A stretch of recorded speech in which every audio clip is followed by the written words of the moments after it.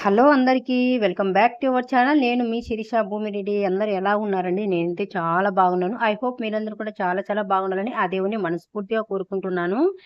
So, ఈరోజు video వచ్చేసి మేమైతే తిరువాతన్నం అంటామండి. లైక్ కుష్కా అనొచ్చును. తెలంగాణ సైడ్ వాళ్ళైతే బగారా రైస్ అని అంటారండి. సో, దానికి బెస్ట్ అంటే బెస్ట్ కాంబినేషన్‌గా ఏ చికెన్, మటన్ కూడా రాని టేస్ట్ ఒక మంచి పచ్చడిలో అయితే ఉంటుందండి. ఆ 2 కాంబినేషన్ చాలా అంటే చాలా సూపర్‌గా ఉంటాయి.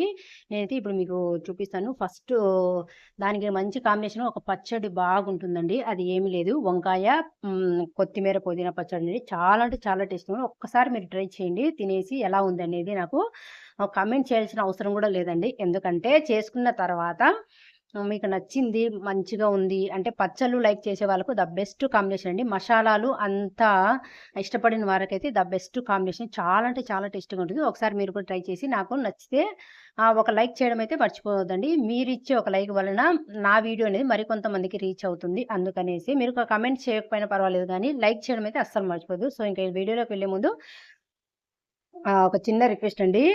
నా ఛానల్ ఫస్ట్ టైమ్ చూస్తున్నైతే ప్లీజ్ సబ్స్క్రైబ్ చేయండి. ఆల్రెడీ సబ్స్క్రైబ్ చేసిన వాళ్ళైతే మీ ఫ్రెండ్స్ అండ్ ఫ్యామిలీ మెంబర్స్‌కు షేర్ చేయడం అయితే అస్సలు మర్చిపోకూడదు. ఫస్ట్ వచ్చేసి మేమైతే తిరువాతన్నం అంటామండి.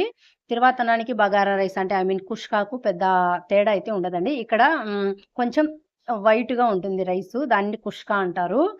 బగారా రైస్ కూడా వైట్‌గానే ఉంటుందండి. తిరువాతన్నము అంటే కొంచెం ఎర్రగా ఉంటుందండి. దానికి పెద్ద తేడా ఏం లేదు. ప్రాసెస్ అంతా సేమ్ టు సేమ్. కాకపోతే మనము ఆనియన్స్ వేగించే పద్ధతిలోనే ఉంటుందండి. బగారా రైసు, కుష్కా అనే వాటికి ఆనియన్స్ అనేది లైట్ గోల్డ్ కలర్ వచ్చేంత వరకు ఏగించుకున్న తర్వాత అందులో ఇంకా టమోటాసు, పచ్చిమిర్చి, మసాలాలన్నీ యాడ్ చేసేసి ఎసురు వేసేస్తారు.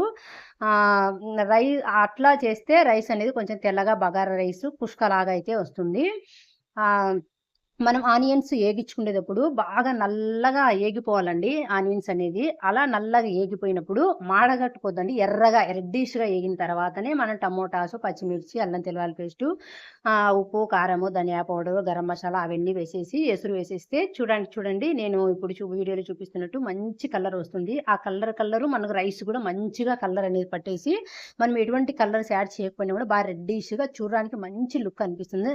అట్లా చేస్తే తిరువాతన్నము చాలా రెడ్‌గా చూడడానికి గూడా మంచి కలరొచ్చి, మంచి సువాసనతో బాగుంటుందండి. ఈ టిప్ అయితే ఫాలో గాండి. అంతేనండి. కుష్కాకు, బగారా రైస్ అండ్ తిరువాతన్నానికి తేడా ఏమిటంటే, మనం చేసే ప్రాసెస్‌లోనే ఉంటుందండి. ఆనియన్స్ అనేటివి లైట్ గోల్డ్ కలర్ వచ్చేంత వరకు ఏగించుకుంటేనే అది రైస్ అనేది వైట్‌గానే బగారా రైస్ అండ్ కుష్కాలాగా ఉంటుంది. సో, తిరువాతన్నము అంటే రెడ్‌గా బాగా రావాలంటే ఆనియన్స్ అది లో ఫ్లేమ్‌లోనే మంచిగా ఏగించుకోవాలండి. బాగా రెడ్ కలర్ వచ్చేంత వరకు ఏగించుకోవాలి. అలా అయితేనే రైస్ అనేది బాగా ఎటువంటి కలర్‌లు యాడ్ చేయకుండానే రెడ్డిష్‌గా ఉంటుంది. సో, మంచి ఫ్లేవర్‌గా మంచి మషాలాలతో మంచి ఫ్లేవర్ రావాలంటే పుదీనా, కొత్తిమీర కూడా ఎక్కువ యాడ్ చేసేసుకుంటే మంచిగా ఉంటుందండి. ఇష్టం లేని వారైతే స్కిప్ చేయొచ్చును. లాస్ట్‌లో మనకు బాగా ఎర్రగా నూనె పైకి తేలుతున్నప్పుడు కొంచెం కసూరి మేతి అనేది కూడా యాడ్ చేయాలండి. చాలా అంటే చాలా మంచి ఫ్లేవర్‌గా రైస్ అనేది మంచి సువాసన వస్తుంది.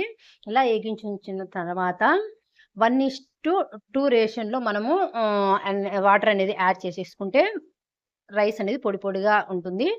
సో, వాటర్ అనేది వేసిన తర్వాత మనకు నేనైతే ఆ వాటర్ అయితే యాడ్ చేశానండి. ఇప్పుడు లిడ్ పెట్టేసి ఆ పక్కనే ఇంకో పని గూడా నేను చేసుకుంటున్నానండి. అదేమిటంటే పచ్చడిని. దీంట్లోకి ద బెస్ట్ అంటే బెస్ట్ కాంబినేషన్ అండి. మసాలాలు ఇష్టపడిన వారికి సింపుల్‌గా పచ్చళ్ళు అంటే ఇష్టపడే వారికైతే ఒక మంచి పచ్చడండి. ఇది బెస్ట్ కాంబినేషన్ చాలా బాగుంటుంది.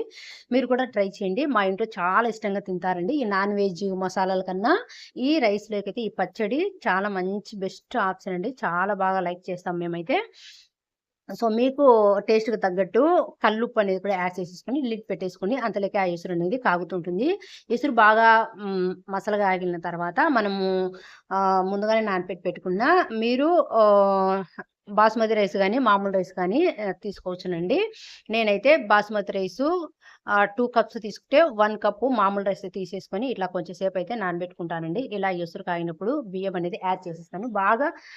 బాగా ఉడుకుతూ ఉన్నప్పుడు రైస్ అనేది పొడి పొడిగా మంచిగా ఉండాలి అంటే ఒక చిన్న టిప్ అండి. నిమ్మకాయ దెబ్బ గాని సో, నిమ్మకాయ దెబ్బ లేకోకుండా ఉంటే నిమ్మకాయ జ్యూస్ గానీ, లేదంటే బాగా మసులుతున్నప్పుడు, బాగా ఉడుకుతున్నప్పుడు నెయ్యి అనేది ఉంటుంది కదండీ ఇది. అది అనేది ఉడుకుతున్నప్పుడు మనం యాడ్ చేసినామనుకో, అన్నం అనేది ఒక మెతుకు మెతుకు అంటుకోకుండా పొడి పొడిలాడుతూ చాలా అంటే చాలా టేస్టీగా ఉంటుందండి. సో, ఈ అన్నం అయితే ఇట్లా మగ్గుతూ ఉంటుంది.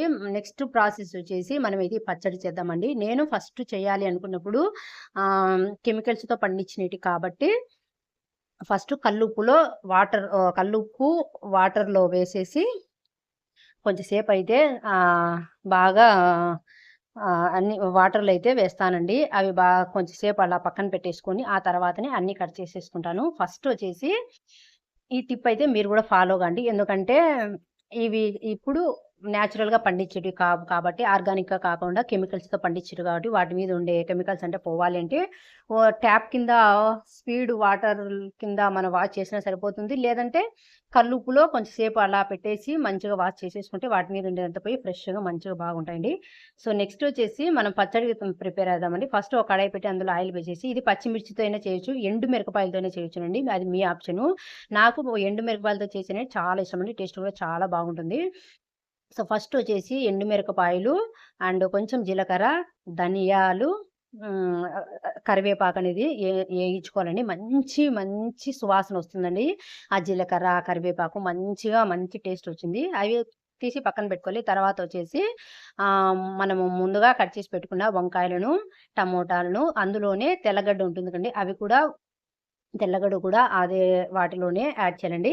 అదే గోలంలోనే కొంచెం ఆయిల్ యాడ్ చేసిన తర్వాత ఇవన్నీ వేయాలండి. ఇవి ఒక హాఫ్ భాగం ఉడికిన తర్వాత ఆకుకూర అనేది కొత్తిమీర, పుదీనా అనేది వీటికి కొలతలంటూ స్పెసిఫిక్‌గా ఏముండవని మనం అందాజుగా వేసేయడమే. మంచిగా చాలా బాగుంటుంది టేస్టీగా. సో, కొత్తిమీర, పుదీనా మగ్గడానికి టైం పట్టదు కాబట్టి, ఈ వంకాయలు అయన్నీ బాగా హాఫ్ భాగం బాయిల్ అయిన తర్వాత ఈ ఆకుకూరని వేసి బాగా మగ్గించుకోవాలండి. మనము స్పూన్‌తో వంకాయననేది అలా ప్రెస్ చేస్తే బాగా నలిగిపోతుంది ఆ స్టేజ్‌కి. అందులో ఇంకొక గుర్తు గూడా అండి. బాగా ఏగిన తర్వాత మనకు ఆయిల్ అనేది పైకి తేలుతుందండి.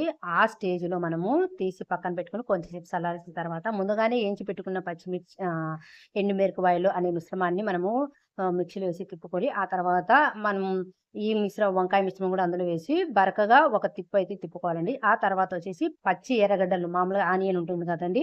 ఆనియన్ ఏగకుండా పచ్చి ఆనియన్ అనేది చిన్న చిన్నగా ముక్కలుగా కట్ చేసి అందులో మిక్సీలో పట్టుకున్న మిశ్రమాన్ని ఒక బౌల్‌లోకి తీసుకొని, ఆ బౌల్‌లో సన్నగా కట్ చేసి పెట్టుకున్న ఉల్లిపాయలనేది పైన అలా చల్లుకొని మంచిగా కలుపుకుంటే మధ్యలో తింటా ఉంటే ఆ ఆనియన్స్ అనేటివి మన పంటికి తగులుతూ తింటా ఉంటే అబ్బా! చాలా అంటే చాలా టేస్టీగా ఉంటుంది. ఒకసారి మీరు కూడా ట్రై చేసి ఎలా ఉందనేది కామెంట్ చేయడం అయితే అస్సలు మర్చిపోవద్దు.